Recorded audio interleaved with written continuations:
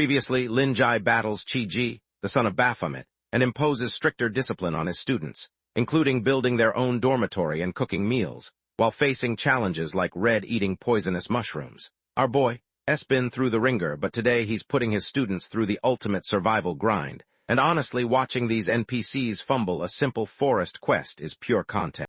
Justin is out here sobbing in the dirt, absolutely convinced he's too much of a coward to deal with the hero life. Lin Jai is just standing there, probably wondering if he's getting paid enough to deal with this level of late-night teenage dramatics. He drops the backstory, revealing a tragic moment from his own past that sent him into a spiral of regret, and swears he's done holding back the truth about his strength. It's the kind of heavy monologue that usually secures the main character his first big power spike, assuming the writing doesn't fumble the bag later. Lin Jai wraps up his lecture by pointing out that having talent is totally useless if you just sit on your thumbs while people get cooked by monsters. Our resident trainee tries to process this moral wisdom, though he looks like a confused golden retriever getting yelled at for chewing the carpet. Back at the dorms, the rest of the squad is catching some Z's, while our guy sits alone in the dark trying to figure out what a heart of justice actually means in this economy. He's clearly overthinking it, basically pulling an all-nighter for a test he isn't even ready to take yet.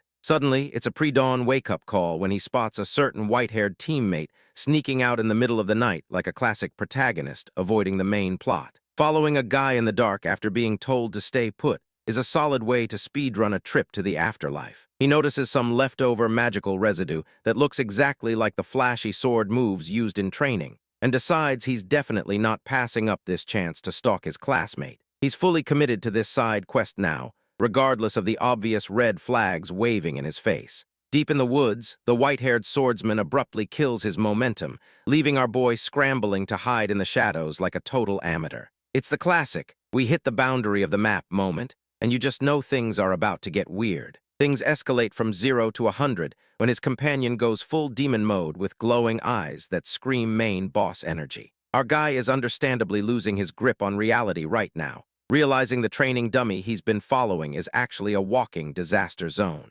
Desperate to snap his teammate out of this demonic fever dream, he fires off a blue energy blast that probably wouldn't tickle a high-level threat. He's trying to be a hero, but right now he's just a squishy unit getting in the way of a true titan. A giant, prehistoric-looking monster crashes the party, and for a split second, he actually tries to hold his own with a desperate stab of his own energy. It's cute that he thinks he can tank physical damage, but he's basically a level 1 player aggroing the final boss. The demon swordsman finally clears the air with a shockwave that sends everyone flying before our boy can get turned into a light snack. It's a total carry move, showing who's actually cracked and who's just along for the ride. While his companion is busy fighting for his life, our guy recovers just enough to point out another mob closing in from behind. He's got the situational awareness of a radar, even if his combat stats are still firmly planted in the tutorial phase. The white-haired warrior decides he's absolutely done with these trash mobs and lets loose a massive energy explosion that shreds through the horde like it's nothing.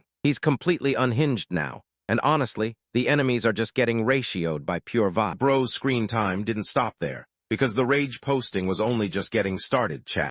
Our guy is absolutely losing his mind here, screaming at the top of his lungs while unloading enough energy blasts to power a city block. He's trying to cancel his demonic subscription service like a guy mouthing over a bad ISP contract. But honestly, the vibe is total negative aura. Meanwhile, the pink-haired girl is doing a stellar impression of a startled deer, sprinting for her life while looking for any adult to save the day. She's learned the hard way that screaming for help doesn't summon a rescue squad in these woods, especially with a shadow looming closer. She kicks it into top gear, running faster than a casual trying to speedrun a broken game. With blue lightning flickering like a cheap disco light in the background, she realizes that being a secondary character in a boss fight is a one-way ticket to getting cooked. The demon is really pushing the family narrative to the limit, sprouting horns like a disappointed dad trying to ground his kid. He's peddling the whole furious power pitch, but let's be real, this mid-tier villain monologue belongs in the recycling bin. She decides to unleash some main character energy,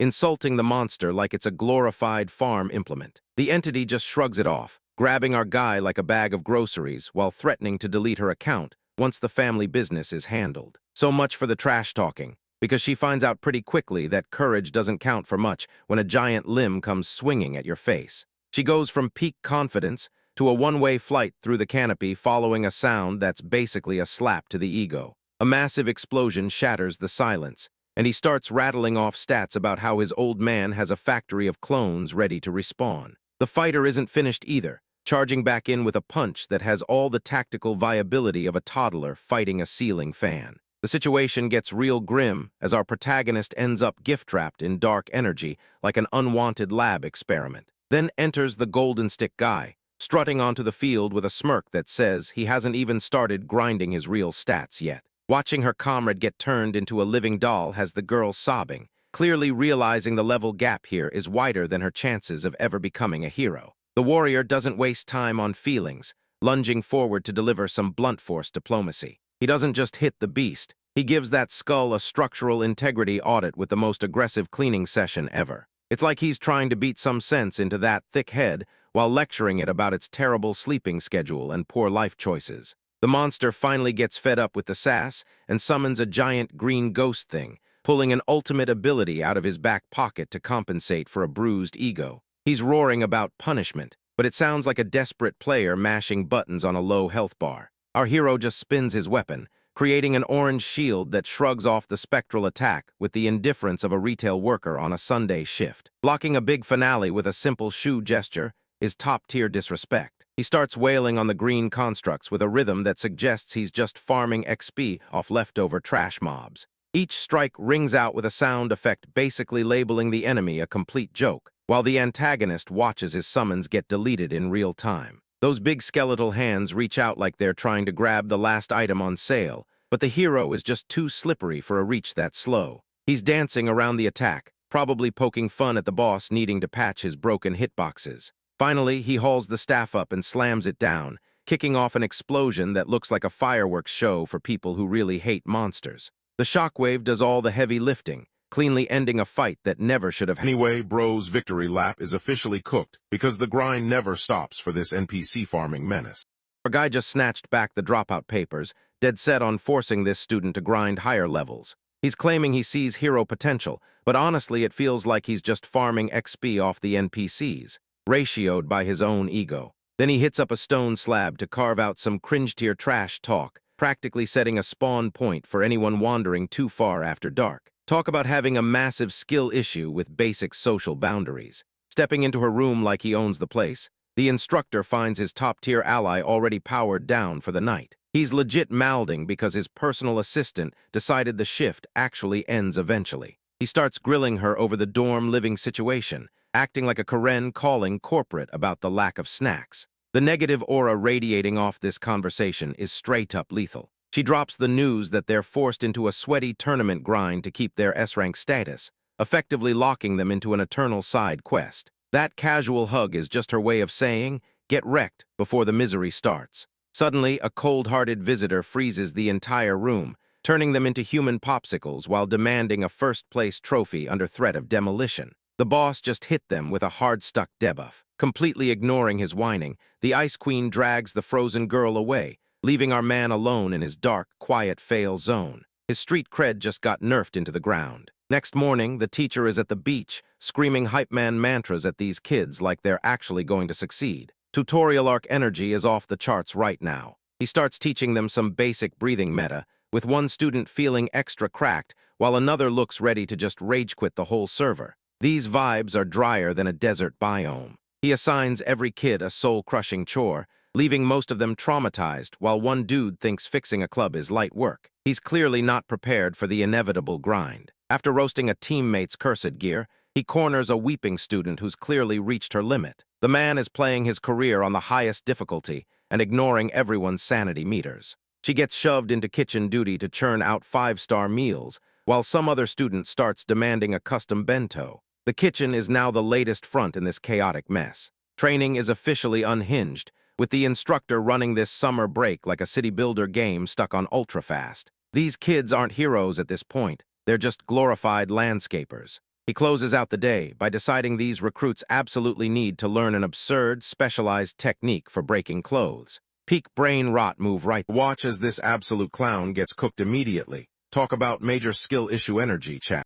Our guy tries again, but the carving just pops like a cheap balloon, It's hard-stuck tutorial energy and his face is basically saying, "Someone help me." Negative aura. Things get unhinged fast when his mentor ditches the lesson and starts blackmailing him. He's clutching the laptop like a lifeline while the teacher channels pure villainy. Meanwhile, the squad is suffering through a soul-crushing cooking sesh. Miku's kitchen work looks like a dungeon side quest, and the steam face is straight-up haunting. The food hits the table and everyone is rightfully terrified, but our hungry girl dives in. She's treating this cursed bowl like a Michelin star meal. Someone touch grass. As she drifts into a food coma, the teacher calls a sudden briefing. The boys are about to get assigned a secret mission that definitely isn't legitimate work. The reveal is pure cringe. They're basically turning into full-time pervs to spy on the ladies' spring. Our hero looks like he's ready to just walk into traffic. The mentor tries to gaslight them with warrior code nonsense, but Red is having absolutely none of it. She's calling him out for having zero class.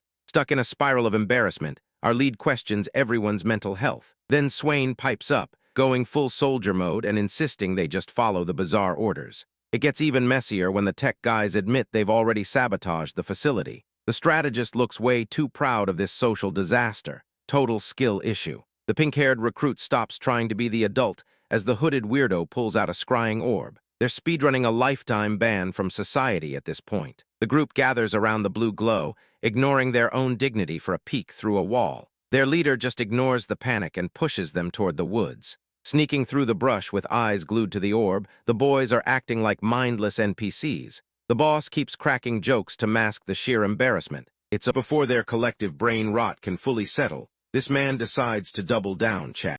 Our protagonist is out here mouthing about that mid-teacher's obsession with gym class perversion, while Miku just slurps a milk box like she's not about to get wiped. They're standing outside the bathhouse, 0 aura points, totally oblivious to the L coming their way. W. This man really thought he could speedrun a prank on a pro, but he's already fumbled the bag. The girl in the glasses confirms he's hard stuck in the tutorial zone, warning that he's gonna get recycled if he keeps sleepwalking into walls. Ratioed. He charges for the objective, but hits a pressure plate like he's allergic to stealth. That shield pops up, turning a simple bathroom break into a softlock state. It's peak cringe watching him get hard countered by basic security. Skill issue. As soon as he tags the barrier, he gets gassed out like a bottom-tier lobby scrub. He's taking a forced nap while the teacher laughs at his total lack of game sense. Absolutely cooked. Red catches the falling body, acting like he's playing in a Greek tragedy while everybody else starts the sobbing phase. It's just a snooze fest, yet our guy is out here hallucinating a final stand like he's actually doing something noble.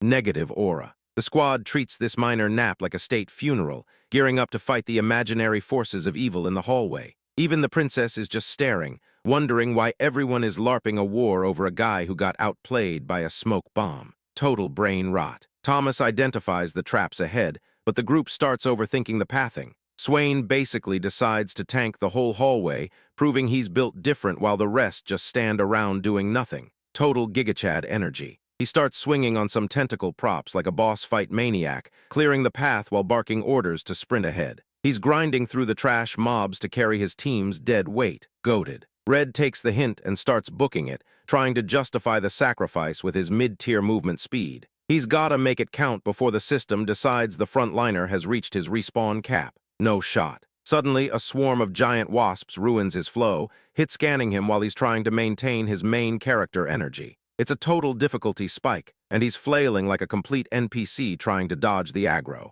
Stiff. His teammate tries a spicy fire spell, but the aim is so tragic it nearly turns everyone into charcoal. It blasts the bugs away, but counting it as skill is pure cope when his aim is this trash. Friendly fire status. Despite a massive warning, the guy grabs a dangerous explosive trap like it's a loot drop. He barely survives the blast, somehow failing his way to success with 0 dignity left. Pure fumble. Far away, Harry is sprinting toward the goal, thinking he's the main character destined to save this dumpster fire. He's got no clue his friends are back there turning the whole mission into a chaotic circus act. It's before bro can even celebrate. The vibes take a fat L in the tree line.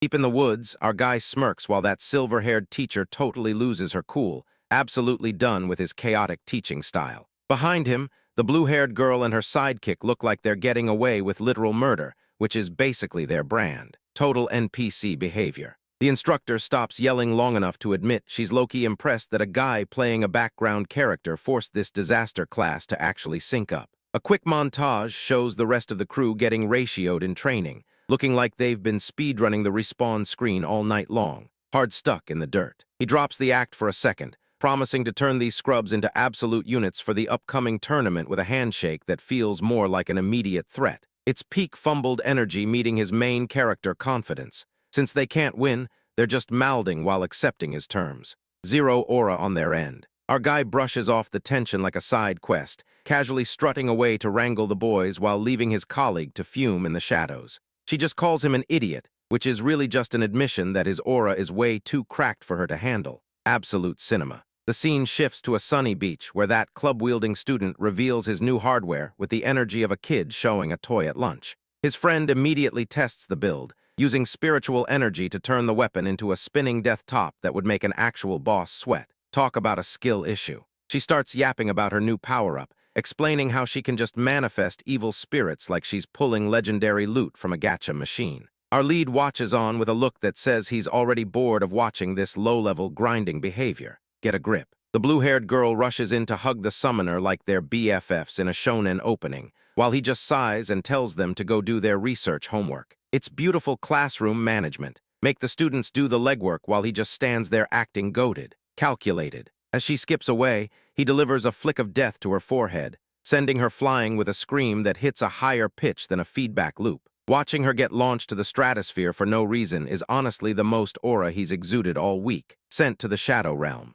A shirtless bruiser storms up looking like a total goober, fully caught in the crossfire of that stray flick. Our man realizes a split second too late that applying god-tier muscle to students is a massive skill issue, but he's already committed to the bit. It's over. The cheery summoner ignores the carnage, having zero clue she's standing on a pile of defeated classmates who were just collateral damage in her test. He looks down at the mess like he just finished a round of trash mob cleanup and didn't even break a sweat. Major negative aura. She drags the stragglers back like she's hauling discount grocery bags, and seeing their teacher among the loot is the ultimate disrespect. The squad is finally assembled, looking like they've just survived a tutorial boss that wasn't supposed to be this lethal. They look cooked. He drops the news that they're starting life-or-death training, and the boys start panicking like they just heard the final boss music start playing. He just hits them with that sadistic grin, clearly ready to turn their entire afternoon into a disaster of high-stakes suffering. We are so before Bro's suffering even starts,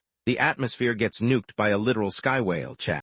A massive whale decides the sky is its preferred lane, turning this whole beach trip into a National Geographic fever dream. Lin Jai just stares up, likely wondering if the local wildlife is trying to ratio his entire mission before it even starts. He doesn't even flinch as that absolute unit of a fish belly flops onto the island, proving he's built different. Our guy barely breaks stride, acting like summoning a flying monster is just as casual as tossing out some trash. The survival pitch drops. 5 days on a death trap, and the crew is already feeling the pressure. This man is basically host to a forced participation event where the only prize for winning is not getting deleted from the server. He hands off the menial labor of crowd-controlling monsters to an ally, Karu, while he pivots toward his real objective. It's a classic move. Dump the side quest on the homies and dip before you get stuck in the grind. Watching the pair zip into the forest with the white-haired student in tow really highlights who's actually carrying this team. They leave the others to deal with the actual wildlife, while the teacher starts the real,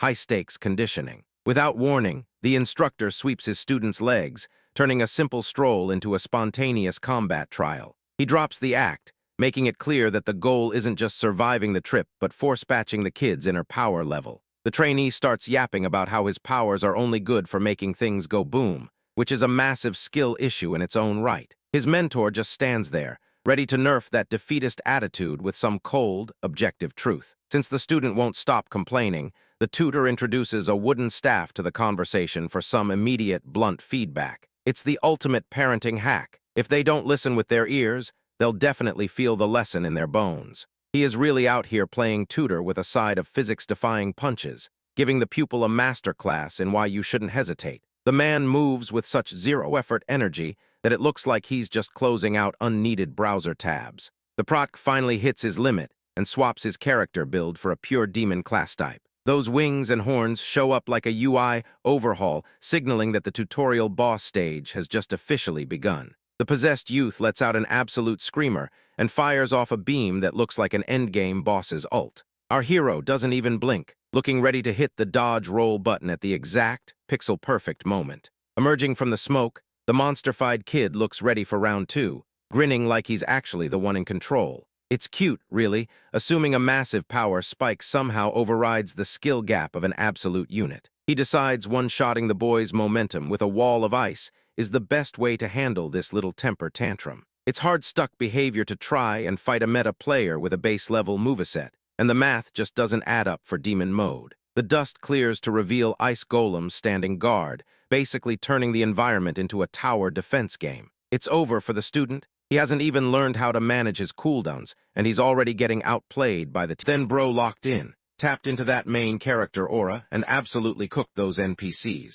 Lin Jai is practically vibrating with main character energy as he mows down these ice goons with his golden staff. It is not even a fair fight, but watching him shatter them like glass is peak entertainment. He locks weapons midair with his silver-haired disciple, who is currently looking at him with these red, demon-infused eyes that scream, "I'm about to get humbled." The sheer amount of aura flashing across the screen right now is honestly unhinged. A single brutal strike from that staff sends the disciple flying back like he's a ragdoll in a buggy physics engine. That hit sounded like it physically moved the plot forward, and we love to hear it. The student is actually confused that his mentor hasn't folded yet, but our guy just hits him with a smirk while reaching for his real sword. It is over for this man the moment that blade leaves the scabbard. He unleashes a massive technique, and suddenly there's a golden dragon literally vaporizing everything in sight, which is a bit of an overkill play. Absolute cinema, but definitely a skill issue for anyone standing in that blast zone. Now they are just trading blows in a blur of motion, with the disciple roaring like a feral animal, while our protagonist just plays defense like he's bored out of his mind. It is giving major tutorial boss vs pro player vibes. The kid lands a punch that could probably level a building, but our guy barely even flinches, and that mocking smile says everything we need to know. Negative aura points for the disciple who basically just punched a brick wall. In a desperate attempt to stay relevant, the student sprouts these massive, leathery wings and takes flight, clearly hoping the altitude will save him. Spoiler alert, it definitely won't. He tries to tank a blast, but gets absolutely disintegrated by an explosion that rips through the atmosphere instantly. Watching a boss get comboed into oblivion like this is basically the height of our weekly viewing experience. Hours later, by a rocky wasteland, the student wakes up completely disoriented and panicking, only to realize he's been unconscious the whole time. It is nice to see them both shirtless on a cliff, talking it out like two bros after a disastrous ranked match. Lin Jai pulls out photographic proof of the beatdown, which is the pettiest flex I've seen this entire month. The student is rightfully mouthing and calling for a rematch, but imagine wanting a second round with the guy who literally took receipts. The student finally asks who he really is, and after a short silence, he drops the bombshell that he's actually the legendary Hero Zero. It is the kind of reveal that turns an entire series on its head, but honestly, we all saw this coming. The look on the student's face is pure, unadulterated awe, like he just realized his mentor is the equivalent of a final boss from another game. Fame is mid, but having a teacher who is a literal living myth is definitely a cheat code. He promises that if the kid chills out and controls that demon power, he could hit SS rank, and the student is suddenly hyper-focused on grinding for those gains. It is a classic training arc incoming moment, and we're here for the character development. Before the ink on that promise is even dry, the student's face goes sideways, his eyes turn red, and the demon energy comes back with a vengeance. We were so back for exactly 2 seconds before we got cooked. Bro's aura is down bad, so naturally he decides to catch these hands instead. Our guy is speedrunning adulthood by treating his teaching gig like a fight club, throwing hands at a student just to see if he can force a level up. It's basically a relentless 3-day beatdown designed to reset the boy's glitched NPC brain. Skill issue. After knocking the kid around, the mentor grabs his shoulder to vent some unearned main character energy. He delivers a lecture about the boy's inner monster being a temporary glitch, warning him that his actual progress is mid at best. Negative aura. The student lets off a desperate blast of energy into the surf, somehow thinking he's cracked the game, but he's really just leeching XP off the ocean. The team decides this side quest is finally done because the host is bored. We're so back. Reuniting on the grass, the squad looks like they just survived a raid without armor, all while being roasted for their vacation energy. Red is visibly shaking because he got cooked by the local fauna all week. Total carnage. Red starts yapping about his near-death trauma, but the teacher just treats the whole island like a basic tutorial zone. He kills the mood by pivoting to mandatory networking at the upcoming expo. Talk about a pivot. Elsewhere, Lin Wan is stuck in her office regretting her choices when a call from her father drops in. Jayushin-sama is flexing his event invite like he's the protagonist of the military-industrial complex. Serious cringe. The chat goes sideways fast as the Admiral starts auditioning random dudes for a date. She snaps, dropping a bomb that she's already got someone, which is the ultimate parent trap trigger. Fumbled the bag. Her dad shifts immediately into interrogation mode regarding the boyfriend's rank, leaving her stressed about justifying her mentor's existence. She's staring down the barrel of a family expectations ratio. Down horrendous. A wide shot shows the arena, and the budget for these balloons looks like a massive waste of resources compared to real defensive gear. It's the standard tournament setup where everyone thinks they won't get humbled immediately. Classic bait. Our guy stands before the group with Major, "I'm just here so I don't get fined" energy, checking if they're ready for the lights. The crew hypes themselves up, unaware that the competition is likely S-tier while they're stuck in a tutorial. No shot. The following montage leans into fancy weapons and glowing gear, clearly trying to buff their stats to hide the fact that they've got the combat experience of glorified house cats. Peak cope. The squad finally strikes a pose in their shiny new uniforms, looking like they just bought the default skins for a gacha game. The mentor stands at the front, ready to carry this team of walking skill issues to the finish line. It's Before they could even finish flexing, this man was already dragging their mid-asses out. Lin Jai drags the rookie crew into the stadium like it's a field trip, not a death trap. One kid's legs are shaking like his hardware's failing on the loading screen. Total skill issue. Up in the VIP zone, the local legend decides it's quest update time. He's looking at our guy like a bargain bin item he pulled from a loot box. Angela looks genuinely confused. Hannah notices the hero next door and immediately clocks his tragic fit. He's packing less aura than a background NPC tonight. Someone tell him to hire a stylist, stat. Captain Justice goes full menace, announcing a son-in-law search live on the big screen. Anya is losing her mind, screaming for him to stop this cringe fest before she evaporates. Ignoring basic social cues, the dad joke enthusiast storms the podium like he's bought the server. He wants the mic for a clout-chasing quest, not a hero's speech. This lecture is so mid that our protagonist starts speedrunning a nap. The veteran keeps yapping about territorial claims while the crowd collectively checks out, hard stuck in boredom. Amitabha enters the chat looking like a meditation bot on loop. Our guy wakes up for a split second, realizes he's trapped by more temple folks, and instantly regrets the effort. The monk drops a lecture so monotone it acts like a mass sleep spell. Watching the audience slump into literal deep sleep mode is peak comedy. Negative aura vibes only. Suddenly, the weather hits a major lag spike. The sky shifts into a void of pure dread, signaling that this patch update is definitely broken. We are so cooked. Stadium lights die, plunging everyone into the void. Miku is panicking while our guy stares at the darkness, already knowing the tutorial arc just got deleted by the dev. Shadows start morphing into actual monsters because the plot needs a random combat encounter. The crowd is getting ratioed by their own peers turning into savage beasts. No shot. A demon tries to jump the bald speaker, but he sidesteps the telegraphed swing like a pro. Instead of throwing hands, he's out here preaching about prayer. Absolute clown show. The veteran grabs his daughter while glowing with cursed green energy. Harry watches in pure shock as his dad is clearly playing host to an unwanted spirit. Side quest gone full. Anyway, things go from cringe to straight-up terminal for everyone involved, so buckle up, chat.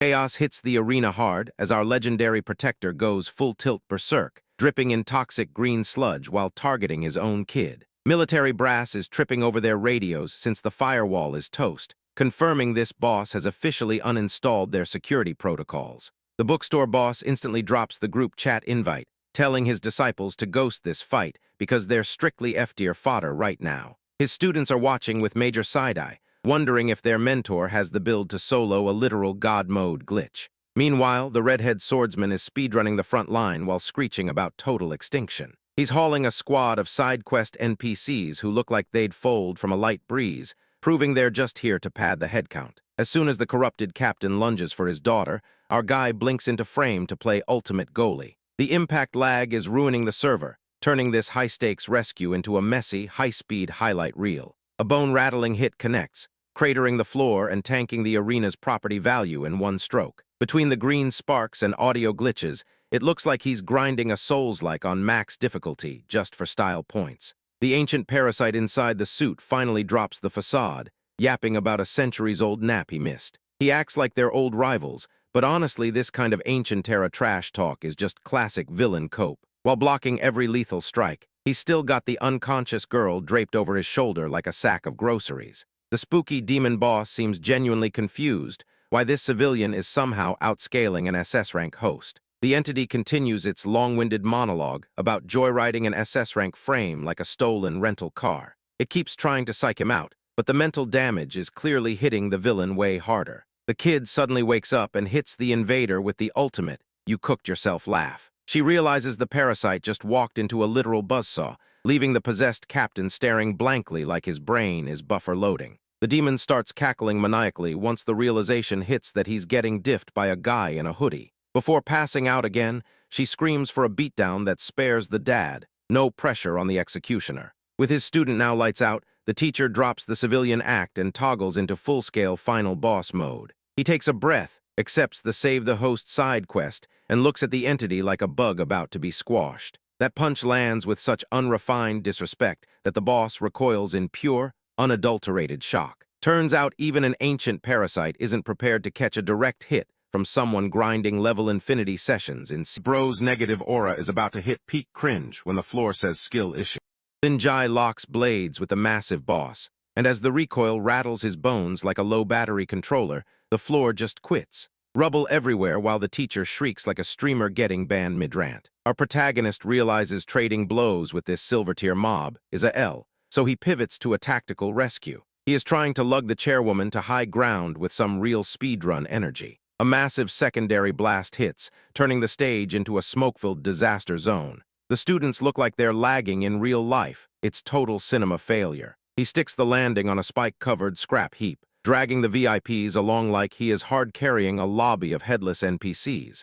He suggests a repair crew check-in once this side quest finally closes. Shadowy mobs crawl out to crash the party, hungry for easy XP off his squad. He swats them away, resetting the aggro to keep his team from seeing the respawn screen. He hands off his cargo to the blue-haired girl with the aviator goggles, trusting her to guard the VIP while he tanks the heat. Right on beat, the enemy launches a pulse that sends him flying. Major negative aura move. The boss tries turning him into a smoothie of knuckles, but the lead just plants his feet and talks trash. It is a masterclass in failing to dodge, yet he is somehow still in the game. Instead of playing normal player, he uses the momentum from those punches to yeet himself across the map. He is basically using the enemy's own attack as a free transit pass to a safer spawn. He rockets through the air like a platforming pro, yelling for everyone to keep their heads down. He is functioning as the ultimate bait, pulling aggro to keep his squad from getting clipped. Bracing his arms, he plows face first into a stone barrier, kicking off an explosion that looks straight out of a blockbuster. Honestly, that play is peak brain rot. He emerges from a body-shaped hole in the crater, landing clean right next to his allies. He is staring down the boss like the lobby is under new management. The monster stops ignoring the main character and pivots to target the school mentor, proving the AI is just hunting for the weakest link. The students are mouthing in the stands as she gets cornered. The teacher starts swinging at the shadows, desperate to avoid the possession mechanics ruining the whole vibe. It is finally clicking that these enemies are turning their own friends into involuntary teammates. Red suddenly realizes that their comrades are now ticking time bombs, and the only way to win is to delete them from the server. It is a harsh reality check that leaves everyone feeling total. Before Red can even process being cooked, our guy is already busy speedrunning some absolute tomfoolery.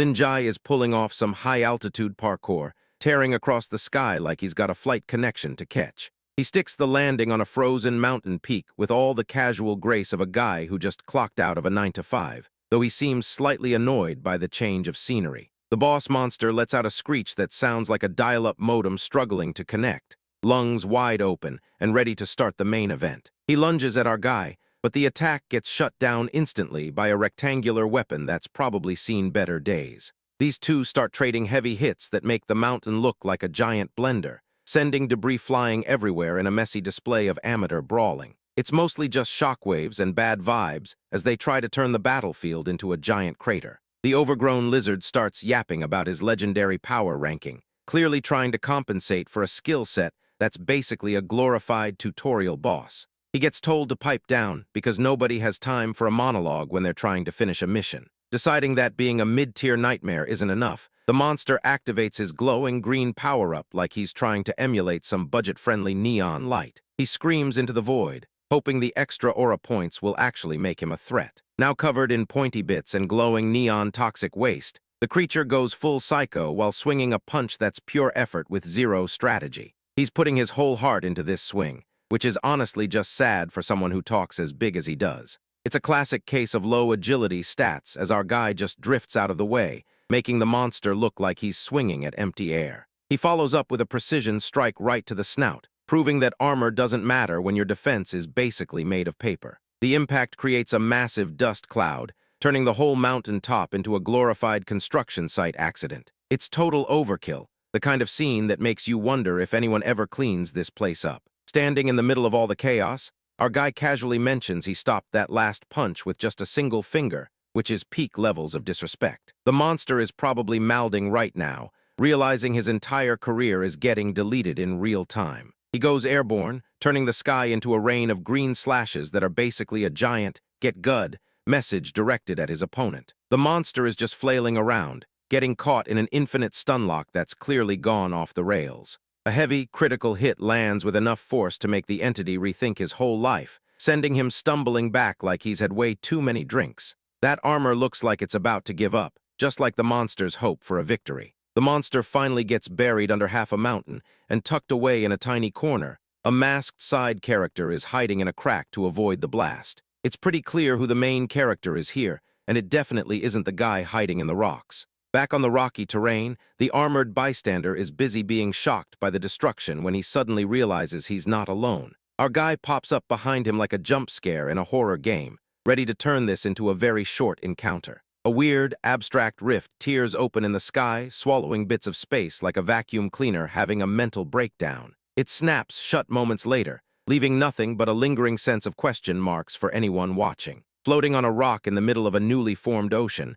our guy seems stressed about destroying the island real estate, while the villain rises from the surf. This shadow form creature isn't going down without a fight, proving that some bosses just have too much health. The monster pulls a final transformation trick, turning into a dragon thing that spits green fire with a name that sounds like a bad, edgy fanfic. He claims it can delete gods, which is a bold strategy considering he's been getting ratioed since the fight started. Ignoring the literal wall of hellfire, our guy drops the line that he can't stand it when ladies get upset, choosing violence as his primary love language. He charges headfirst into the flames, proving we're officially back to the part where he does whatever he wants. Before he can start catching LS, the whole lobby goes full-on lag spike hellscape.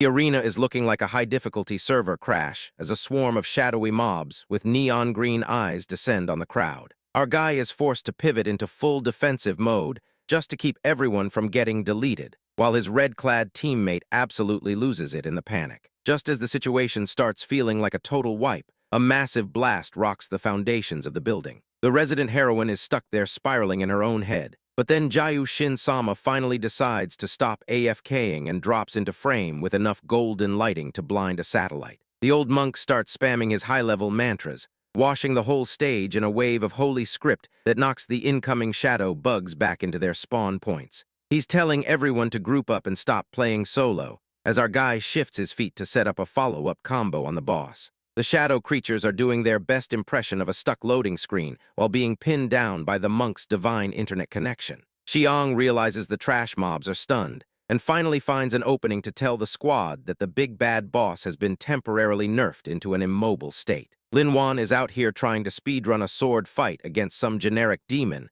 while the rest of the team forms a defensive perimeter around the VIP. Our guy finds himself assigned to the non-glamorous task of watching the back, making sure nobody sneaks in to ruin the evacuation process. President Aoyang is putting in work, screaming tactical directions that sound like a middle manager trying to organize a holiday lunch. He's taking point on holding the front door, while our guy gives a nod and commits to the escort quest of the century. The group assumes they've found the clear path to safety, but 13 pulls a sudden tactical stop because his internal danger meter is redlining. A green portal tears through the air like a bad texture glitch, and a massive energy pulse barely misses them before the Baphomet decides to crash the party. Two oversized skeletal tanks with more armor than a late-game boss emerge from the void, moving with enough speed to make the entire screen shake. It's clear they didn't come to chat, and honestly, their stat sheet is currently looking way too cracked for a mid-tier encounter. Hannah does the classic, identify the threat monologue just as the main antagonist starts trash-talking the humans.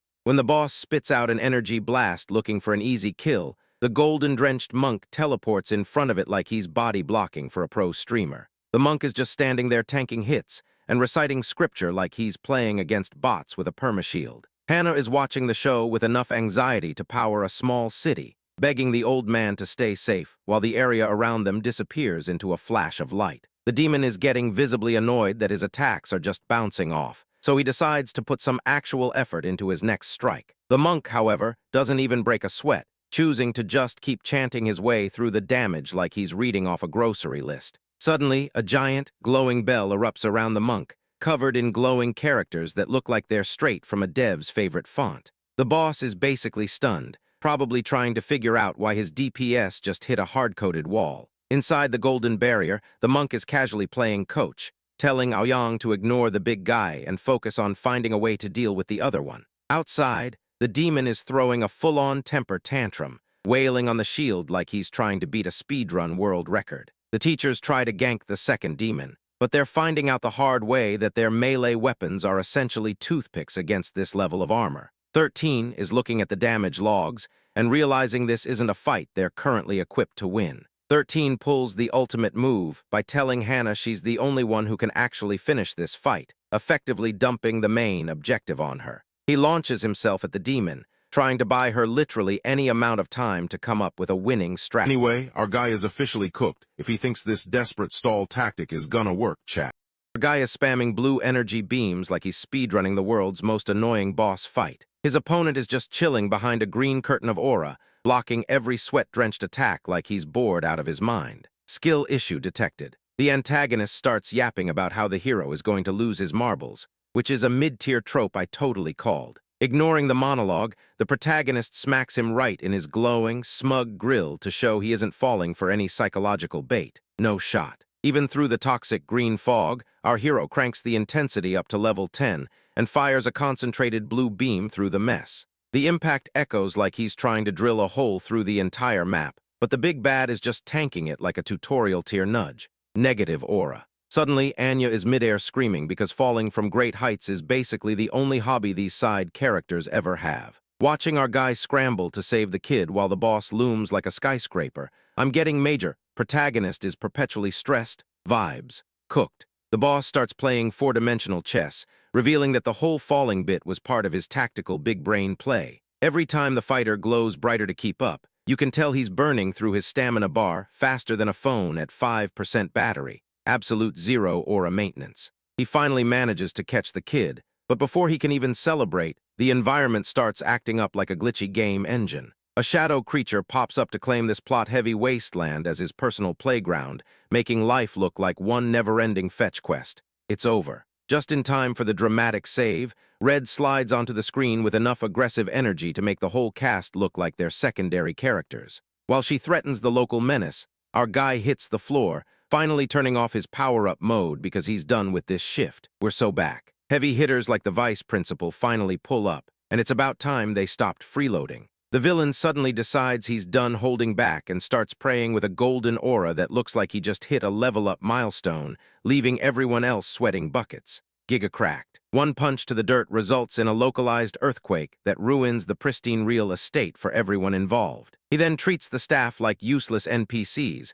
barking orders to evacuate while he stays front and center to deal with the lobby-crashing final boss. Total chaos. Lin Jai finds himself at a flooded island ruin, staring down a spectral green mouth that looks like a rejected boss asset from a dated RPG. He's pretty much checking his inventory and realizing he's out of potions, conceding the W for now just to stay alive. The villain drops the giant spectral act and shifts into his armored form, treating the protagonist to a history lecture about his centuries of napping. Hearing him brag about how humans surprised him by not dying out is the biggest backhanded compliment I've ever heard. Pure brain rot. It turns out the big bad is locked in place like a poorly coded quest giver, but that doesn't stop him from opening a green portal to troll the hero. He's essentially trying to snipe his target's main body with a magic orb. Talk about a cheap move from a hard-stuck boss. The reveal hits that Zur has been sitting in his palm the whole time like a captive souvenir. The lead finally puts the pieces together and realizes he's got a hostage situation to solve, and honestly, the pacing is just dragging us into more pain.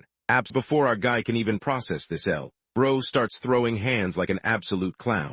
Linjai charges at the massive demon, but the guy gets juked harder than a bronze-tier speedrunner, fumbling the bag while the creature just waltzes past him to grab Zur. Zero aura detected. Watching the frozen trap shatter like glass against his massive ego, our guy delivers a face full of reality to the monster while still lugging his teammate around. Talk about carrying the whole squad. The demon starts yapping about inner vibes and hunting bodies like he's actually cracked, but he's really just a trash-tier miniboss hard stuck in the tutorial. Absolute F-tier motivation. Our hero's ally is having a rough time, tearing through ice with an intensity that confirms she's officially lost it. Total main character energy, but make it unhinged. The villain drops the classic do-or-die ultimatum, basically trying to force a moral L onto our guy with a curse that's as mid as it gets. Peak villain brain rot. Dodging crystal projectiles like he's grinding a bullet hell level, our hero trades trash talk with his opponent from across the map. Skill issue on the monster's aim, though.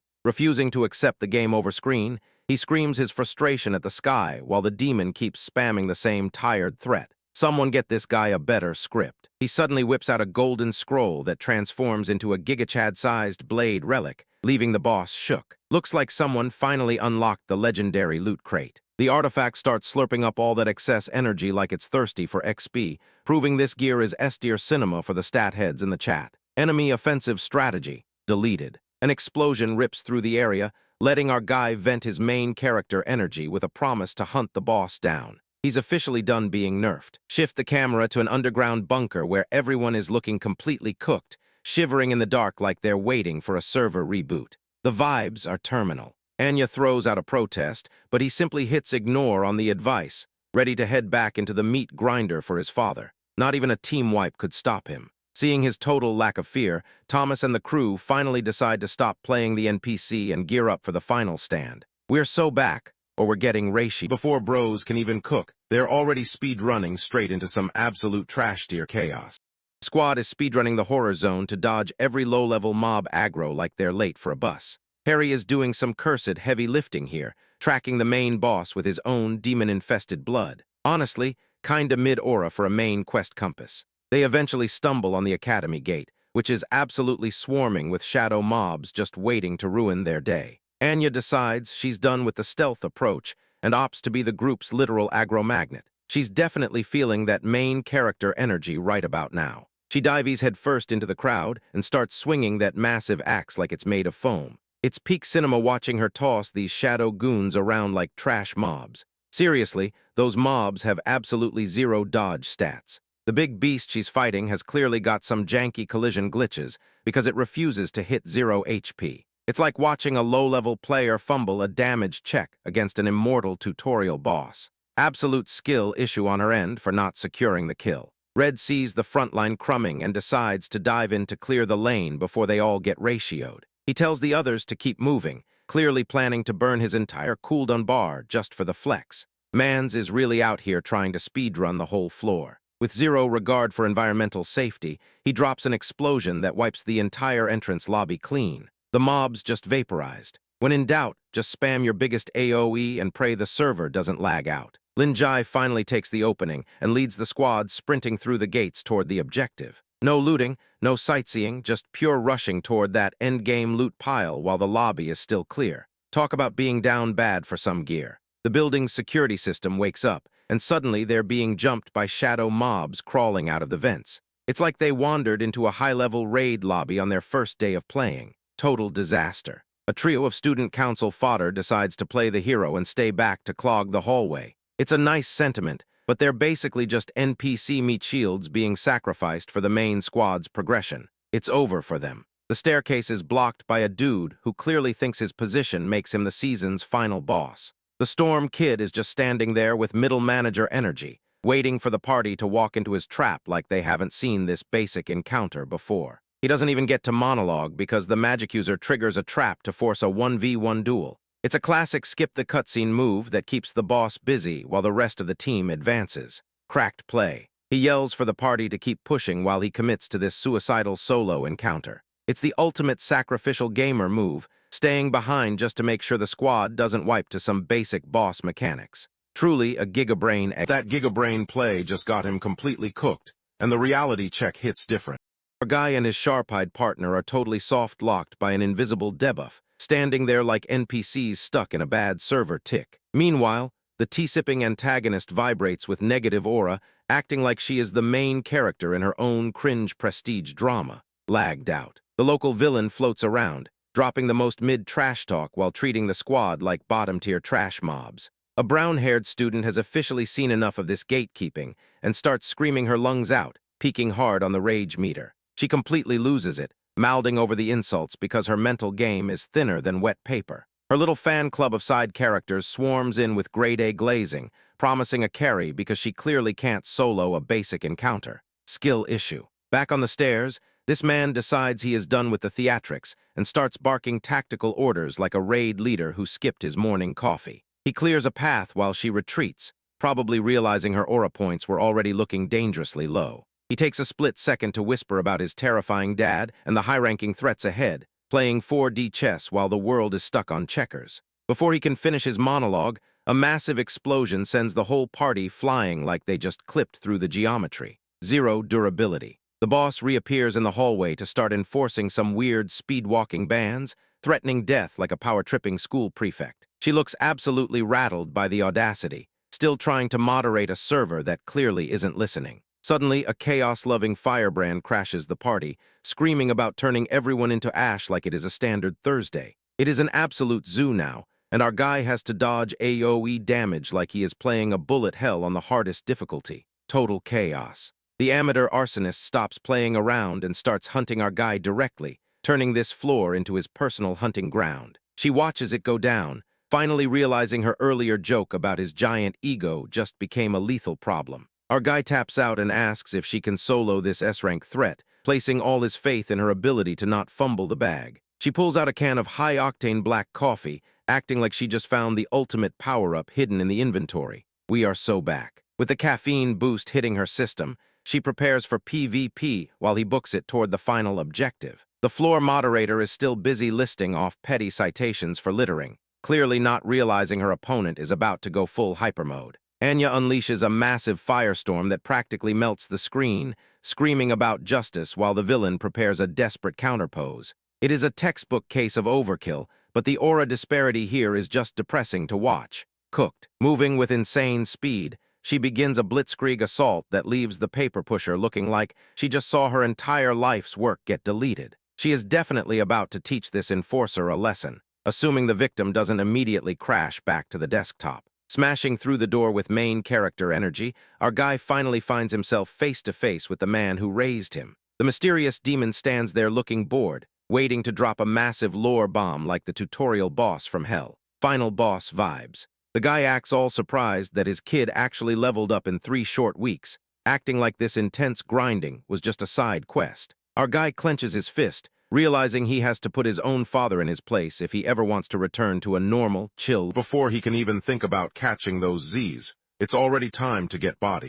GG kicks off this fiesta by hucking a massive blue whirlwind of gale force energy right at the big skeleton guy blocking his path. It is a bold move to start a fight by throwing a blender, but since his build is basically a glorified fan, he takes the small wins where he can. The bony antagonist does not even break a sweat, just standing there while roasting our guy for trying to kite him like a complete scrub in a starter zone. You can practically hear the villain checking his watch, clearly unimpressed by the low-tier tactics coming from his own flesh and blood. Realizing he is getting read like a toddler's picture book, our lead decides to stop spamming the same entry-level tech. He shifts gears, finally putting those last few brain cells to work as he analyzes the attack pattern for a real counterplay. He manages to tag the guy with a decent hit, but the skeleton doesn't even move, immediately clapping back with a wave of corrosive green sludge. It is like bringing a toothpick to a nuclear arms protest, absolute negative aura points. Suddenly, the screen goes full rave mode as he gets vaporized by that green energy,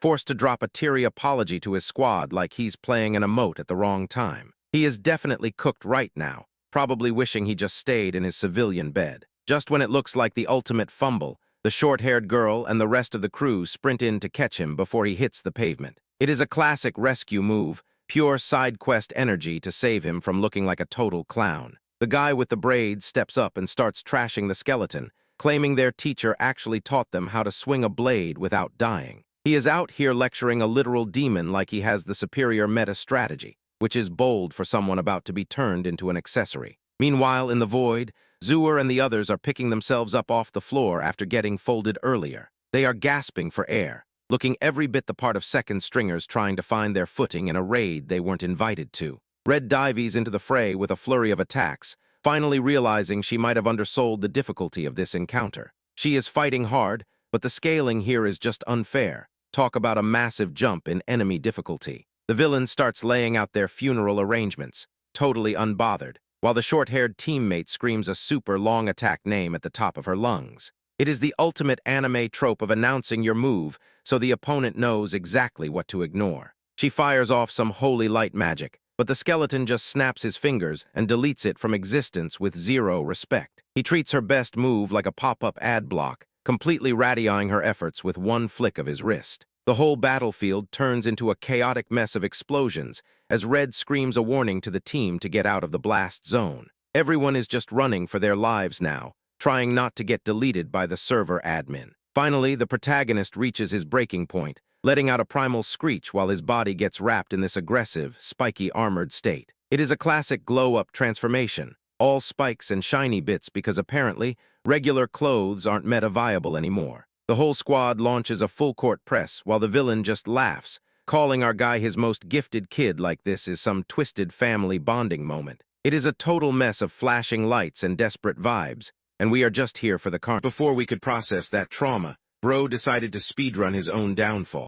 Our guy Chi-Ji has completely lost the plot, pivoting from mid-tier student to unhinged lawnmower by swinging on his own squad. He's out here throwing wild haymakers like a level 1 mob with broken pathfinding, and the negative aura is honestly contagious. His classmates try to group up and burst him down, but they're failing harder than a speedrunner stuck in the tutorial boss. Every combined attack lands with a pathetic clatter against his armor, proving they didn't grind enough XP to even scratch the paint. They decide to dump their entire kit at once, lighting up the arena with more green particle effects than a citywide power surge. It's a textbook case of overkill that effectively wastes everyone's cooldowns for 0 damage. The blonde and pink-haired girls get sent flying back like ragdolls, while a side character desperately tries to pull them out of the danger zone. It's a weak support play in an already cooked match, highlighting just how much these NPCs lack meta-awareness. Felicia, usually the one with a plan, ignores the warnings until the armored monstrosity lines up a free shot. Getting folded by a teammate who's gone completely rogue is the ultimate skill issue to witness. A hooded guy is trying to carry with a blue portal, but the technique is as stable as a game running on a potato laptop. He's begging for a save while the team marches directly toward a party-wide wipe. The gateway finally gives up the ghost and shatters into pixelated dust, leaving the squad completely stranded in the strike zone. Right on cue, a massive blue beam erupts to hammer the point home that these guys are destined for the portal opener gets folded like laundry and tells his friends to just leave him as a sacrifice. The looming shadow monster towers over him like a final boss checking his status bar, and honestly, the sheer panic is pure cinema. Fed up with taking friendly fire, she unloads a purple energy blast directly into the rogue tank. She isn't holding back, though it's essentially throwing pebbles at a brick wall with nothing but hopes and prayers. The combat quality devolves into a messy exchange of hits, louder than a malfunctioning arcade machine. The Berserk Menace is making a classic villain snarl, clearly committed to the bit while his friends frantically pray for a respawn.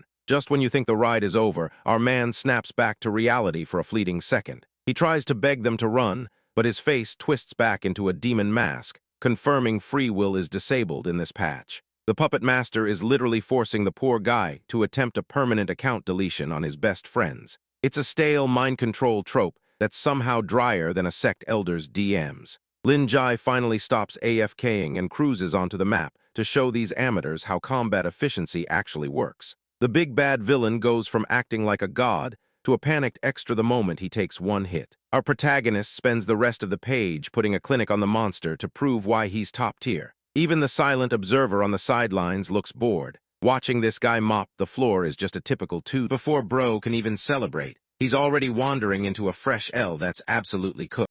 The protagonist corners the skeleton guy in a dark standoff, screaming tutorial-level incompetence. He brags about holding extra hostages, acting like he has some master plan instead of getting cooked in real time. The air around our guy shifts, turning the sidewalk into an earthquake zone for the students. He starts counting down, clearly just padding the chapter length with a massive flex of his aura points. The skeleton, realizing his entire survival strategy was just pure cope, now that the power scaling is tipping against him. He keeps screeching about why a human would enter his turf, as if he has never seen a main character break into a base. After finally dropping his name, the hero stops the monologue and sends a glowing laser through the target. The enemy looks shattered, finally understanding his S-tier ego just ran into a brick wall of reality. A massive pillar of energy turns the scenery into red ash, completely dwarfing the puny shadow of the skeleton guy. It is a total wipe, proving the villain brought a butter knife to an orbital strike fight. With the dust settling, the man pulls out a sword which is clearly more than just a fancy inventory accessory. He shouts a command to the blade to end this before the server kicks him for inactivity. A glowing spirit manifests in front of him, looking like she spawned from a much more expensive cinematic trailer. She is dripping in celestial energy, ready to carry the team because the main character clearly cannot do it alone. He asks for enough juice to wipe the floor with everything not human, and she smirks like she has heard this request 1,000 times. She agrees to join the fray, aiming to turn this into digital scrap. Everything in sight shreds as a blue shockwave erupts from the ground, turning rocks into powdered seasoning. The environment is getting obliterated, proving the collateral damage here is totally off the charts. Standing in a hurricane of blue light, he coldly explains that the demon's subscription to existence just expired. It is the ultimate mic drop from a guy who knows he is taking the W. The skeleton tries to argue that fear acts as a shield, but that logic is like fighting fire with a wet paper towel. Our guy shuts him down, uninterested in the death rattle of an F-tier goon. A refined blue slash cuts right through the enemy's final sentence, proving silence is golden when delivered by high-level steel. The move connects perfectly, leaving the villain no room to beg for extra time. A neon green void opens up behind the screaming target, which is definitely not taking him to a 5-star resort. The portal drags the loser into space, hitting the reset button on his mediocre life. Reality starts cracking like a cheap screen protector because the attack power is way past the game's balance patch. The environment is literally uninstalling itself to get away from the intensity of this beatdown. The skeleton rolls head over heels through a dimension of flickering lights, getting bounced like a pinball. He is taking hit after hit, proving even a boss monster can get hard stuck in a losing battle. The camera pans to a throne room where a queen sits acting important while her guard stands watch. The scene shifts abruptly as the battered minion arrives, looking completely wrecked and ready to file a complaint. A cloud deposits the broken demon at her feet, where he starts bawling for help like his armor does not make him look like a monster. The giant guard watches, clearly concerned only with his mistress's comfort. The queen does not even flinch, just scolding the loser for violating taboos instead of doing his homework. She calls him useless, cementing that he was basically just a placeholder villain this entire. Before he could even process that ratio, our guy was already busy touch-grassing the entire battlefield. Jai stands dead center in the middle of a crater that looks like a meteor had a midlife crisis, just vibing while his students recover from the sheer terror of watching their teacher turn the landscape into a sandbox. The man barely looks winded, which is a major skill issue for every villain who thought they actually stood a chance against him today. After wrecking the entire city block, he proceeds to immediately throw his buddy Harry under the bus, totally pinning the property damage on him so his own wallet stays safe from the repair bills. Then he just casually scoops up the unconscious Zooer like she's a literal bag of groceries, showing off that zero-effort protagonist energy we love to see. Elsewhere in a hospital room that smells way too much like antiseptic and bad decisions, Thomas finally wakes up to find his daughter Hannah sitting right there, keeping a bedside vigil. The guy immediately goes into a full-blown panic about his appearance, which is pretty hilarious considering he was literally possessed by a monster 10 minutes ago. Hannah gently brushes off all that baggage, refusing to hold a grudge even after he put her through the ringer during his demon-possessed tantrum.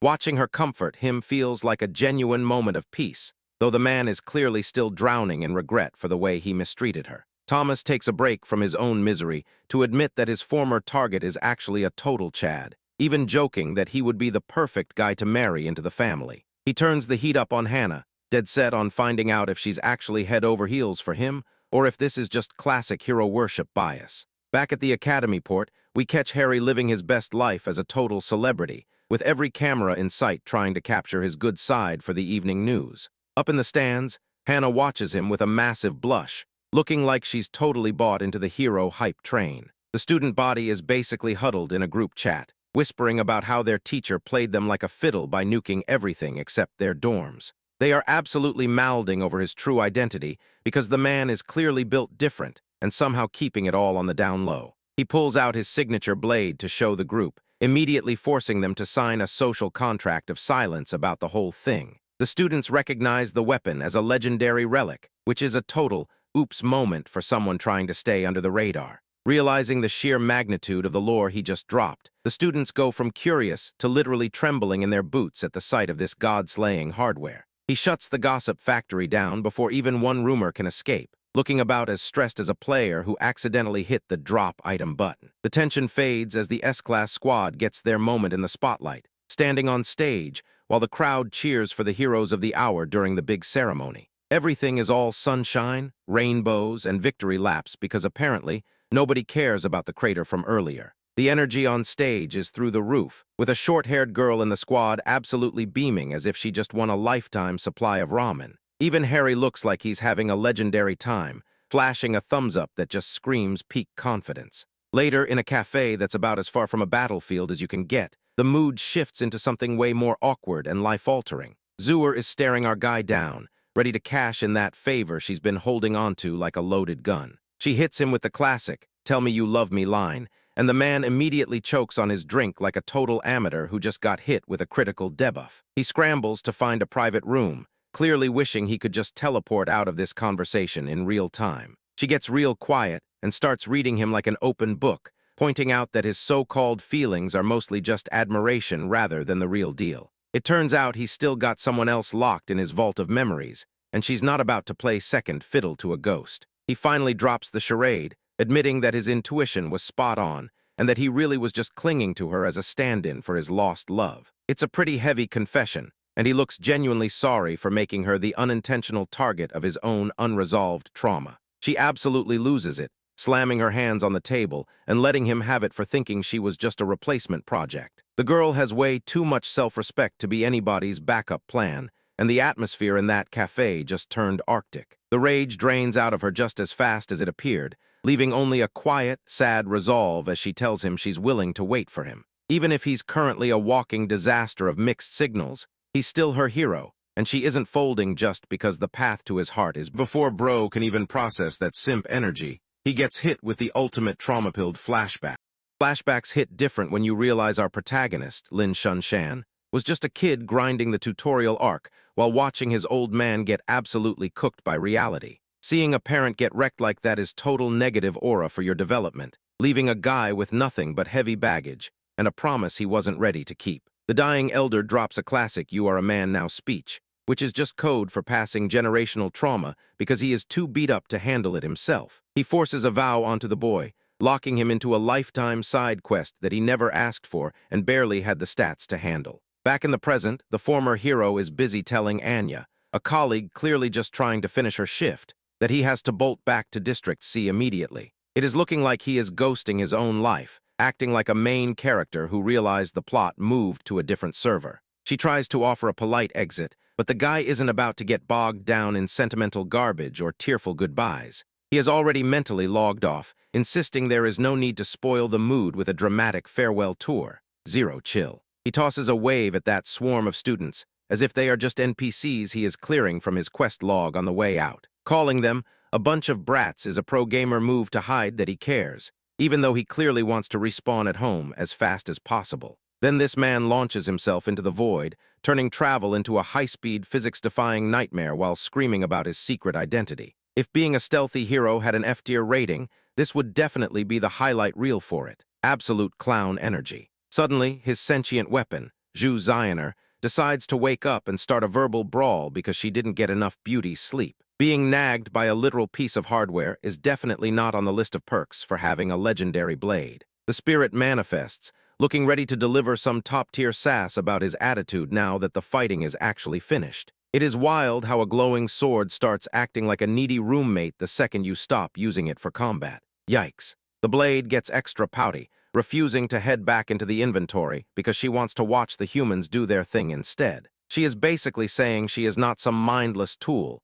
but a main character who refuses to be left in the dark. Our hero tries to negotiate, but she flips the script and claims she is the boss now, demanding some fun instead of just blood and guts. It is a bold move to hold your owner hostage for better entertainment, but she is clearly built different. The guy finally lays down the law, forcing a no-murder clause so she doesn't turn his civilian life into a crime scene. It is like teaching a feral cat not to bring dead birds into the kitchen, except the cat is an ancient weapon of mass destruction. They land on a compromise that is basically a massive favor to the plot. She gets to hang out as a human, and he gets a fake cousin identity courtesy of a buddy named Zio Zhan. It is a classic move to keep the secret safe by lying to literally everyone. Finally reaching the front door, the traveler taps on the wood and waits for his sister, Lin Wan, to let him into the one place he can actually relax. She is totally caught off guard, likely because he is usually busy saving the world instead of knocking like a normal person. The sibling reunion kicks off with the chatter of a normal day, pushing all that supernatural baggage to the back of the closet. It is hard to believe this is the same guy who was just running on water. But hey, even legends need to eat dinner eventually. That piece is mid as hell, and bro is about to get absolutely cooked.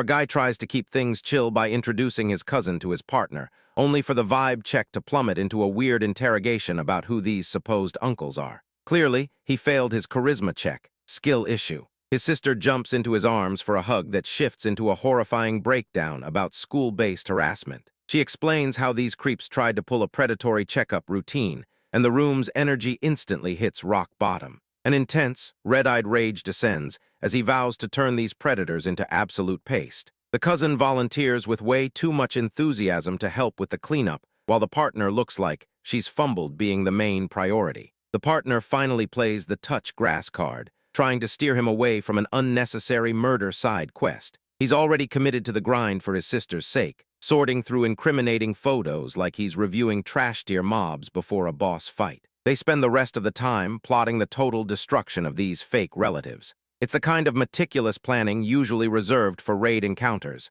but instead, it's just them prepping to ratio some pathetic street-level losers. Back at base, they decide to go shopping because the cousin possesses zero drip outside of that standard robe. Our guy tries to dodge the mission, but gets dragged into yet another retail hell questline he never signed up for. The partner is spiraling hard, making it painfully obvious she's drowning in jealousy over the extra company. She hits him with a dramatic door slam before circling back for that awkward, cringe-inducing apology everyone knew was coming. We cut to the department store, where he's officially hard stuck in NPC-tier purgatory. He's buried under a mountain of shopping bags while the women go full meta on the retail grind. Not the boss of this dungeon anymore. The cousin tries on a fit that's clearly high-spec, looking like a total beauty while he panics about the unwanted attention. He's practically begging for a veil, terrified that her presence is going to aggro every random in a 10-mile radius. He detects serious killing intent from the crowd and offers to clear the area, but gets shut down by a reminder that he's retired from the Pro League. Hard to stay iconic when the retired guy treats every inconvenience like an S-tier threat. Suddenly, he spots his two sidekicks sprinting for their lives from a group of thugs. He drops the bags and clears the scene, finally finding a situation where he can justify engaging in some good old-fashioned hero work. He arrives just as his panicked lackeys are getting bullied by the gang leader, who thinks he's the final boss of a tutorial area. Landing with peak main character energy, he casually asks what kind of pathetic script these losers are. Before he can start catching bodies, we cut to our guy Lin Jai absolutely cooking. Lin Jai is practically vibrating with energy while hyping up his latest breakthrough to his mentor, the elderly professor who looks like he's already counting down the seconds to his nap. It's hard to tell if this is a massive technical win or just another way to trick the staff into field-testing dangerous software during their lunch break. The man in the tailored blue suit plays the role of the ultimate wingman, casually handling a sketchy identity-forging request while tossing out cringy quips about our guy's love life. He clearly thinks he's the main character because he knows how to use a scanner, but at least he exits the stage before the awkward silence burns a hole in the floor. After securing a copy of the new game with a look of pure menace, the suit-wearing ally sets off to track down some mystery relatives, leaving our hero alone in his apartment to wait for the next plot device to roll through the door. It's the classic calm before the storm, but instead of a boss fight, he's probably just going to get stuck cleaning his room for 40 minutes. Two middle-aged guys in fancy threads stroll in and start throwing around family titles like they're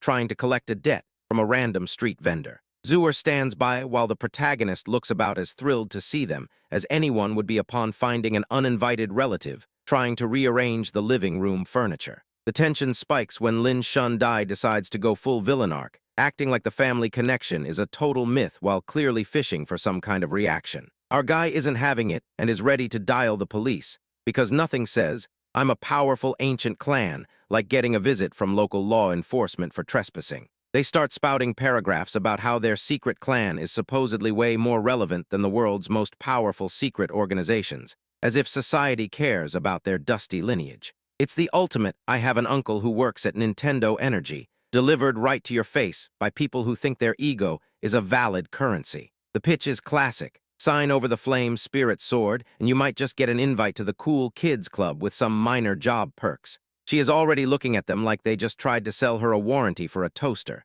because she knows better than to trade actual power for a bunch of empty promises. Then they drop the grandma card, freezing the protagonist mid-scoff with the news that she's chilling in their ancestral backyard. This is the definition of a forced plot pivot, and seeing him actually look stunned almost makes you forget he once treated gods like common minion fodder. A quick-cut flashback shows the kind of grim, dark fantasy drama you'd expect from people who own a clan, depicting a father figure getting kicked to the curb for stepping out of line. It's the standard origin story baggage that shows this guy has been dealing with family drama since before tutorials were even invented. Back in the present, he decides to play along with the demands just to get a peek at his grandmother, despite everyone else in the room clearly sensing a trap. It's a bold move, but in the world of high-stakes heroics, agreeing to meet questionable relatives is basically the same thing as walking into a dungeon with 0 potions. The visitors act like they just won an auction and start walking out the door with the smug confidence of people who don't know they're in a low-tier side quest right now. Anya and Hannah watch them go with looks of pure concern, as if waiting for the other shoe, or the inevitable betrayal, to drop. The moment they leave, the verbal beatdown begins, with his ally rightfully pointing out that he fumbled the bag on this negotiation. He stays calm, though, because he's playing 4D chess while everyone else is still trying to figure out how to set up the board. Our hero rushes off to find Xiao Zhan while the two intruders loiter on the sidewalk, running their mouths about demons and blade-wielding badasses. A new stranger in a classy hat slides into the frame, ready to provide the professional opinion that these guys are probably punching way above their weight class. The villains finally realize standing on a sidewalk plotting against a guy who wipes out cities is a bad look, so they decide to take the cautious route instead of starting a fight they'd lose in seconds. Even the fedora guy recognizes the massive aura hovering around the inner circle, which is basically code for, "We shouldn't die here if we want to live another." Before they can even process those negative aura vibes, our guy is already totally cooked. Lin Jai stands in a total dumpster fire, acting like he'd rather be literally anywhere else. He's effortlessly suppressing his uncle's rage, while a second relative tries a soft-spoken de-escalation that completely fails to mask the mess they started. Our guy keeps treating these claw-wielding attacks like a low-effort tutorial mission. He's dodging with the apathy of someone waiting for a pizza delivery, showing the opponent his entire combat kit is just spamming buttons. Skill issue. Just when the fight becomes a mercy kill, the senior uncle joins the party with a massive iron club. He smashes the floor, desperately trying to compensate for his absolute lack of mechanics with a weapon that probably weighs more than his personality. The pace ramps up as the protagonist stops playing nice and cranks his speed dial to 11. He weaves through their defenses like they're moving through thick mud, landing hits that look like a frame-perfect highlight reel on loop. The claw user thinks he's finally locked in a win, only to get juked by an after-image with more aura than his entire bloodline. By the time he's hugging thin air, our guy is already repositioning to deliver a reality check. Total bamboozle. The serious relative steps up next, drawing a sword like he's auditioning for a bargain bin period drama. He drones on about discipline while effectively signing his own death warrant by challenging someone who used to delete world-ending threats before lunch. The hero blinks out of existence, leaving his opponent bewildered before reappearing overhead. He brings a giant spiked club down with the grace of a falling mountain, completely shattering the room's structural integrity and the guy's confidence simultaneously. The ground gives up entirely, sending both of them plummeting into the basement like dropped keys. It's a spectacular drop to the underground car park, though the only thing getting crushed here is the duo's fragile pride. Buried in the parking garage rubble, the protagonist starts interrogating the pair about the harassment directed toward Mew Mew. He calls them out for acting like total creeps, and they're sweating harder than a student trying to explain a failing transcript. They try to justify their stalking by blathering about the girl's bone structure, as if that makes predatory behavior any less of a felony. The hero shuts that nonsense down fast, making it clear they are officially in a permaban zone. The conversation turns grim as he learns about the twisted history involving his twin, whose talent was too much for the clan head to handle. They explain the choice: ruin their own father's body or face total family execution. It's a brutal reveal about the sacrifices made in the dark, framed by the uncle as some warped, mercy-filled survival tactic. The hero stands in silence, processing systemic rot that makes the traditional hierarchy look like a sick joke. He doesn't care about their clout, ranks, or fancy pedigrees, because being a basement-dwelling hater negates all that. He tells them at his place, his sister's word is final, and any talk about duty is just aimless yapping. The conversation shifts to the logistics of leaving, mentioning some random holy figures that sound like they wandered out of a different anime. Since he's hunting for his missing sibling, he stays, turning this rescue into a side quest grind. Before leaving, he demands a generous fee for the property damage, successfully turning a beatdown into a profitable transaction. The relatives stand there looking absolutely cooked, clutching mystery pills, and realizing they just got ratioed by a guy who wants them before he can dip. This mid-family drama hits like an absolute negative aura freight train. Transit station turns into a cringy family reunion as two uncles start yapping about lineage. The big guy is way too intense with the niece, roping our guy into this whole mess like he has a choice. Total negative aura. Then things get weird as an orange-haired girl tries to throw hands with her ex, but the real plot twist is the beauty, who reveals he is actually a guy. Everyone in the panel is struggling to process that surprise gender swap side quest. Absolute cinema. The purple-haired fan of mystery pivots to target our man, angling to recruit him into the bachelor's temple just for being single. Calling out a man for getting dumped to his face is a top-tier L strategy, hard stuck in the friend zone for even trying. The interrogation hits a wall with a bizarre question about some secret sword-boning technique. Seeing the confusion on the lead's face, he clearly realizes he is talking to a complete weirdo. Skill issue right there. The squad ditches the station for a floating transport to reach the ancestral manor. The hat-wearing guide acts like he is managing a fancy resort, even though the estate is basically a mid-tier villain lair, giving off serious tutorial island vibes. After showing off the living quarters with way too much pride, the guide talks up a brother returning tomorrow. Our protagonist's ally is eating up this family drama, but the rest of us are just waiting for the loot drop. We are so back. The girl in the group complains the aesthetic is failing the vibe check, but our guy finds the only treasure that counts: high-speed Wi-Fi. Who cares about ancient legacies when he can turn this base into a personal gaming den? Peak modern maxing. Peace dies the moment three random losers with a major inferiority complex kick in the door. They didn't even check the name on the mailbox, making these trash mobs perfect for farming extra XP. Cooked before they even started. Ignoring the fact that they have the wrong target, the elites charge in with a massive spiked mace.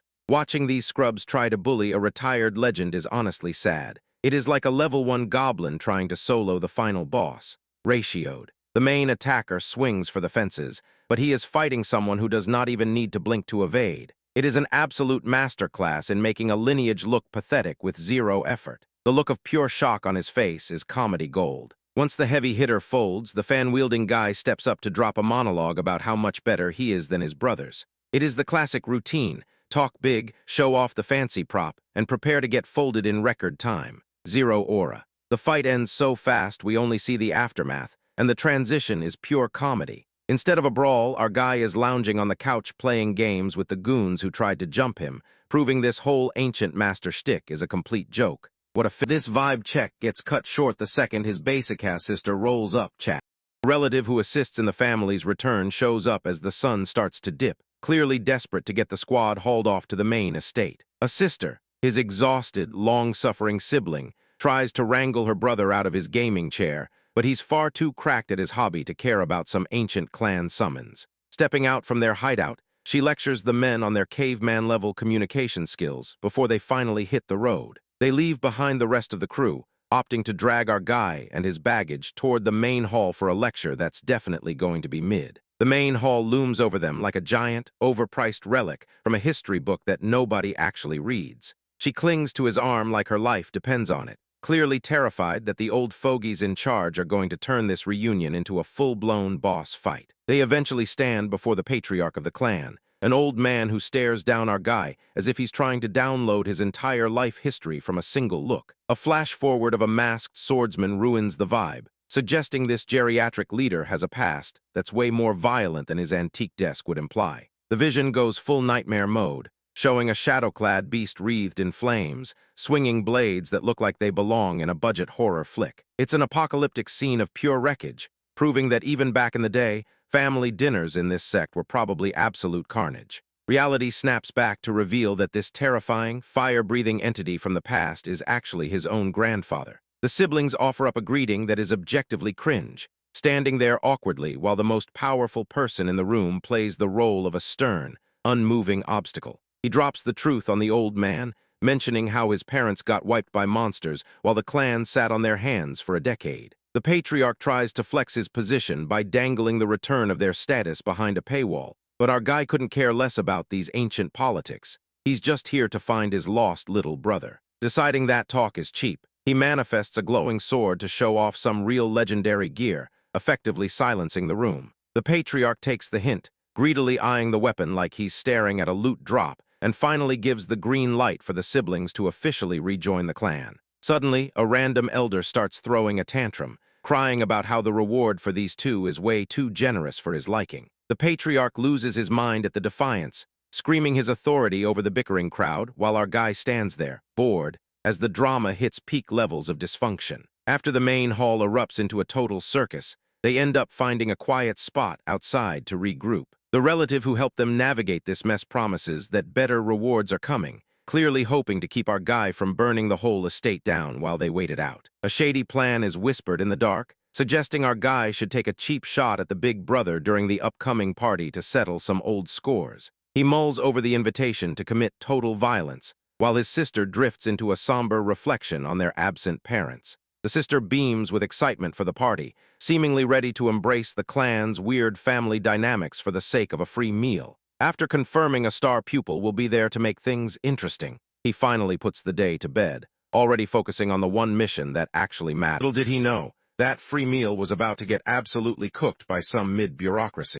Clan matriarch drops the hammer, telling our guy and his sister that old-school red tape has her hands tied. It is a total sorry, not sorry vibe, proving even the person in charge is too scared to dodge the system. Hard stuck in the rules, she leaves them hanging with absolutely zero support. Flashback incoming. The four siblings in a simpler time, living that golden-era life at the theme park. Fast forward to the present and their messy living room, where the only thing being grinded is the carpet by their cats. Honestly, losing the clan stress for these chaotic furballs is the ultimate W. Linjai tries to sell the civilian grind as peak living, while his sister locks in on him like he is the only saved terminal in a brutal RPG. The older lady watches with big-time negative aura, totally failing to realize their life isn't a side quest. It is an escape from her mid-tier drama. She eventually taps out and files the paperwork to ditch them, while the sister glides out like she is speedrunning a freedom arc. Left behind, the matriarch mutters absolute doomer takes about them being cooked, delivering the generic final boss monologuing that screams a total skill issue.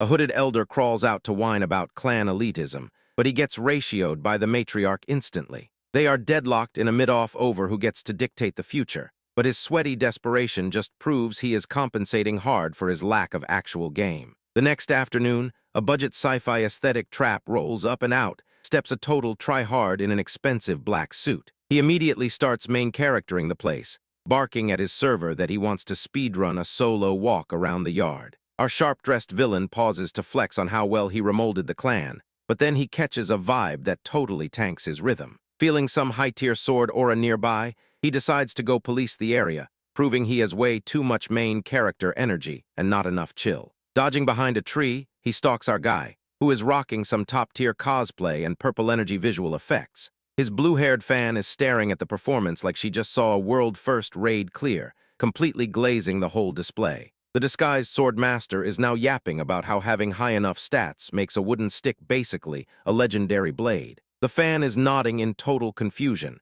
clearly trying to figure out if this logic is actually going to be on the skill check test or not. Bored of lurking, the suit wearer steps out to drop some smooth talk on the lady, entirely missing the punchline that he is flirting with his own twin sibling. The fangirl tries to flex her own moves, but the guy stops dead, finally realizing the hair matches the boss he is trying to hunt. He makes the classic mistake of offering an identity swap deal, basically trying to bribe a legend with mid-tier options. The fake cousin tries to play it cool, but the fangirl completely fumbles the secret by screaming that her big brother is the most cracked player in the game. Taking the gloves off, the warrior asks the suit if he is ready to get stomped, then smacks the ground with a wooden pole strong enough to trigger a localized earthquake. The villain stands there, stunned by the absolute L he just bought himself, realizing way too late that he walked into a one-hit KO's. Before that just even settles, Bro fumbles the aura check hard and stays absolutely mid.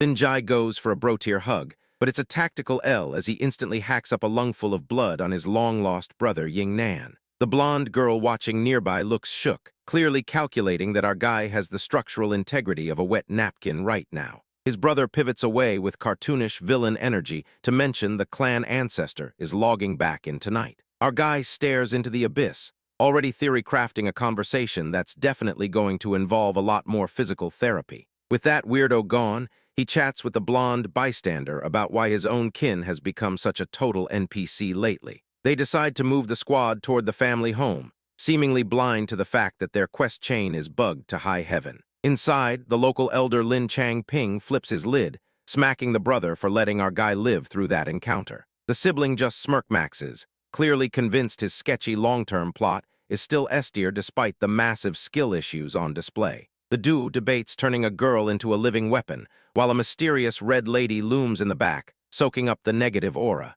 It's peak brain rot, as if they're grinding for evil stats instead of just going outside. Once alone, the rival sibling drops the nice guy act and confirms he's going to speedrun a murder on our guy during the holidays. It's not a reunion, it's a setup. The hero, the blonde fan, the red-clad lady, and the servant Lin Bai trek toward the stadium. The sidekick keeps yapping about naming conventions, exposing exactly which side of the family is currently cooked. Walking into the arena hits like stepping into a dungeon with a permanent debuff. While the mysterious woman thinks it smells like potential, the sword-obsessed girl looks like she's about to lose her lunch at the scent, and our guy acts like it's a standard Thursday. The arena explodes as the ancient leader makes a grand arrival that screams main character energy compared to the rest of these background extras. The entire crowd watches on, stunned like they've never seen a basic fire effect entrance before. Floating in midair, the old man decides he's too cracked to walk, immediately roasting the senior for forgetting how to actually cultivate. It's a total final boss move,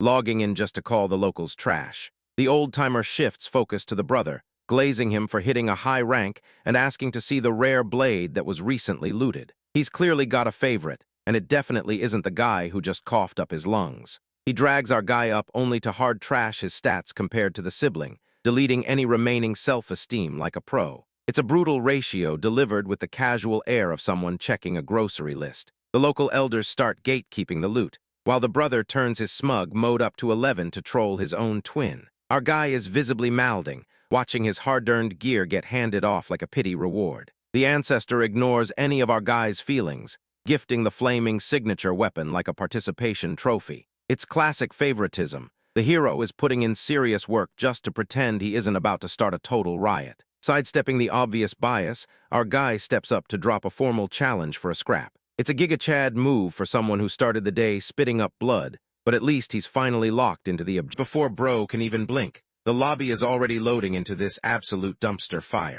The stage manager triggers the starting pistol, signaling it is officially time for our guy to put on a masterclass in embarrassment. The challenger smirks like he has already cleared the level, fully prepared to turn this entire court into his personal virtual sandbox. In a flex that makes everyone look like they are playing in the rookie leagues, he pulls out 3 separate element-infused blades just to show he isn't even trying. He stabs 2 of them into the floor like he's cleaning out his inventory, signaling that his brother is barely worth the effort of a single weapon. The crowd is losing their minds realizing these blades are the real deal, while his blood rival looks like he just saw his entire career take a swan dive into a dumpster. When the protagonist explains he can toggle his loadout whenever, it's the ultimate mid-fight insult for anyone still stuck with a single-trick moveset. The humiliation hits like an unwanted game uninstall, so the sibling lets out a screech and blasts the whole stage with enough pyrotechnics to melt a server farm. Our guy just maneuvers through the chaos, looking more bored than someone waiting for a massive patch to finish on dial-up. He starts trash-talking right back, telling the agitated kid to give it a rest because this wasn't even meant to be a full-blown beatdown. It's a classic case of a boss-level character accidentally wandering into a newbie's side quest and refusing to stop winning. Everything goes up in a literal mushroom cloud of fire and bad life choices, leaving the arena looking like a scorched wasteland. Standing there as the smoke clears, the main character starts charging up his next move with the casual energy of a guy heating up leftovers in the microwave. He slices through the inferno with a single swing, laughing off the fireball like it was just a gentle breeze in a park. That burning attack was supposedly the kid's ace in the hole, but it turns out to be about as effective as a wet paper towel. A massive, shimmering dragon made of pure fire manifests around him, forcing the entire gallery to realize they are witnessing a complete mismatch in power scaling. You can practically hear the spectators' collective brain cells dying as they process that he was gating this technique the whole time. Even with a giant fiery beast breathing down his neck, the loser is still chugging his copium and demanding to know how many more swords are hidden in those pockets. He charges back and head first, proving that some NPCs will ignore a massive red flag until they are actually zeroed out. The kid screams a command for his energy to split, turning one mediocre sword strike into a spray of sharp projectiles that go everywhere at once. Our guy just dodges the mess, probably wondering why he didn't just end this with a single poke at the start. The fragments swirl together into a fancy circular trap, creating what clearly took a decade of grinding to master. It is an honest-to-goodness formation, which is basically the in-game equivalent of building a turret where your opponent can only walk in a straight line. The trap is live, and the attacker is acting like he's already collected his prize money while the protagonist stands there checking if this is actually the best he has. This is peak. Let me stand in your ultimate ability just to see if it even tickles energy. He tries to break out by swatting at the walls of the trap, but it just makes a series of pathetic sound effects that scream, inelastic collision. It turns out the formation barrier is actually doing a decent job of keeping him contained, which is a genuinely rare W for the underdog. The overseer watching from the sidelines notes that the kid is actually getting better, which is nice. Too bad he's still getting stonewalled by a guy playing with his food. The formation takes a microscopic scuff as the elder analyzes the fight like a backseat gamer watching a pro speedrun. The man in the suit is straight up panicking now, watching his betting odds evaporate as the trap starts to show its first real signs of failing. Every creak in that sword barrier is another notch in the "we are so cooked" counter for the entire family's reputation. Just as things look like they are wrapping up, a random hit manages to connect with our guy, forcing an actual grunt of pain out of him. The entire gallery collectively gasps, as if seeing an invincible character actually take 1 point of damage is a world-ending event. He gets shoved back across the dirt, forced to drop his gear like he's having a total skill issue in the final round of a cup. The brother is pressing his advantage like he's never tasted victory before, unaware he just poked a hole in a container marked "Never." Little did that loser know, our guy was just about to absolutely cook his entire existence.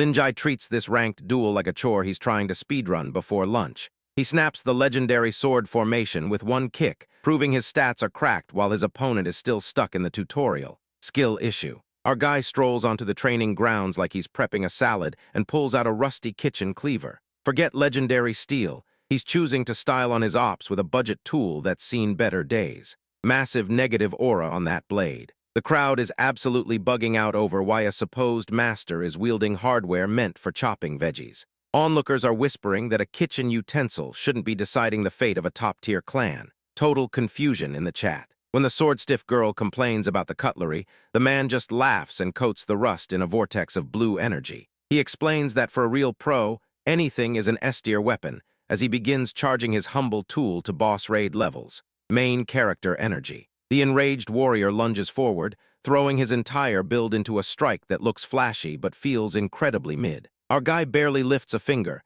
effortlessly parrying the high-rank attack with the greasy side of his culinary masterpiece. Absolute finesse. The villain starts mouthing and screaming, channeling a fiery breathing technique that's trying way too hard to compensate. He's prepping a massive special move, completely oblivious that he's walking straight into a hard counter. He's cooked. As the flames erupt, our guy doesn't even dodge. He just waves that cleaver to summon a tidal wave that deletes the fire instantly. It's like watching a veteran player griefing a trash mob with basic attacks.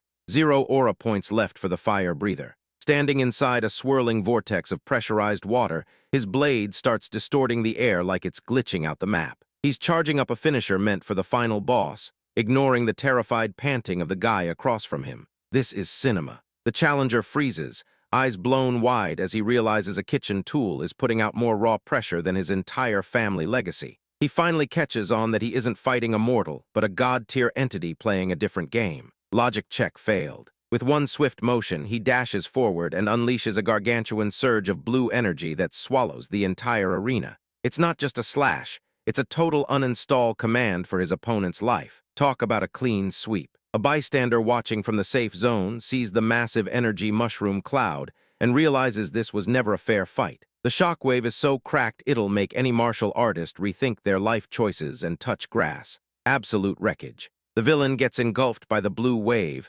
screaming in total despair as he realizes he has nowhere to respawn. He thought he was the protagonist, but he just got ratioed to the lobby by a guy who hasn't even broken a sweat. Fumbled the bat. Before our guy can even touch grass, he's already back on his absolute NPC energy.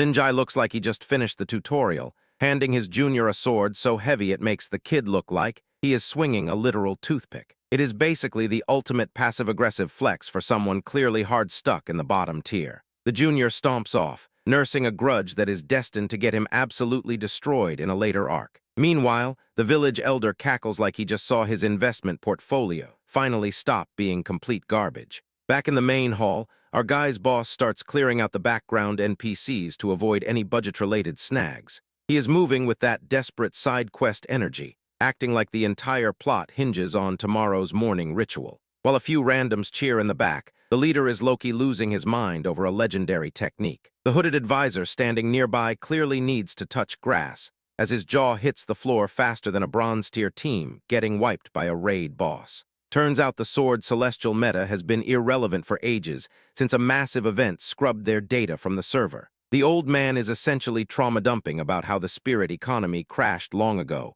and honestly, the power scaling is just tragic. He drags our guy up to the mountains for a secret chat about how the local ranking board is basically a scam. He warns his hooded sidekick to keep quiet, because nothing ruins a main character's grind faster than a leak to the community. The squad finally rolls up to the Forbidden Grounds, where the advisor treats the leader like a final boss in a dating sim. That level of bowing is pure negative aura, chat. They sit down for a tea break while the elder tries to glaze the protagonist, failing to realize he is talking to a guy who already cleared the server. He starts digging into family drama like a tabloid reporter holding a microphone at a funeral. When he hears his best recruit got kicked out, he gets big mad, a reaction about 3 sagas too late. He tries to throw money at the problem like a gacha whale trying to buy back his lost pride. The talk shifts to a legacy that even the leader can't touch, which is a classic massive skill issue. Then we cut to a stormy night, because the writer clearly set the weather to moody anime intensity on a loop. A flashback shows a younger, edgier version of our man standing before a grave in the rain,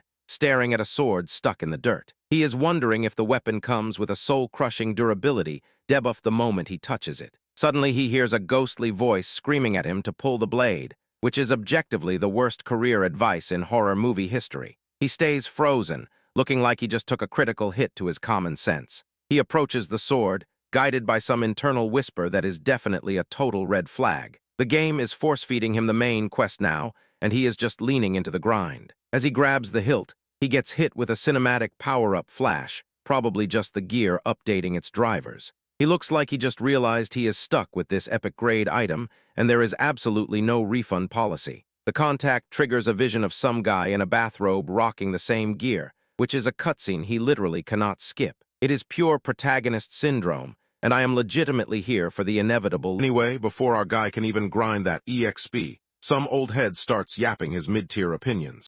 Grumpy masked elder is currently blowing a gasket, acting like a final boss who got nerfed, while yelling at our guy for not being totally obsessed with their clan's imaginary street cred. Meanwhile, this dude in charge is trying to flex a high-level offer of power that absolutely nobody asked for, clearly hoping to bait our man into a lifetime of unpaid internships and side quests. Our protagonist pretty much calls this whole pitch cringe-level roleplay for people who need to get out more. preferring actually fun hobbies over dealing with these corporate ego trippers. Apparently, protecting the world from threats is a thing of the past for him, because being a retired civilian is clearly the only real meta right now. The chat gets heated in the clan hall as some dusty old head starts acting like everyone who isn't a top-tier powerhouse is just an NPC worth zero respect. Our hero isn't having any of it, though, standing his ground to explain that every single person has value, effectively telling these gatekeepers that their worldview is just fundamentally garbage. This fossil mocks him for having a D-rank hero record like it's supposed to be some kind of sick burn,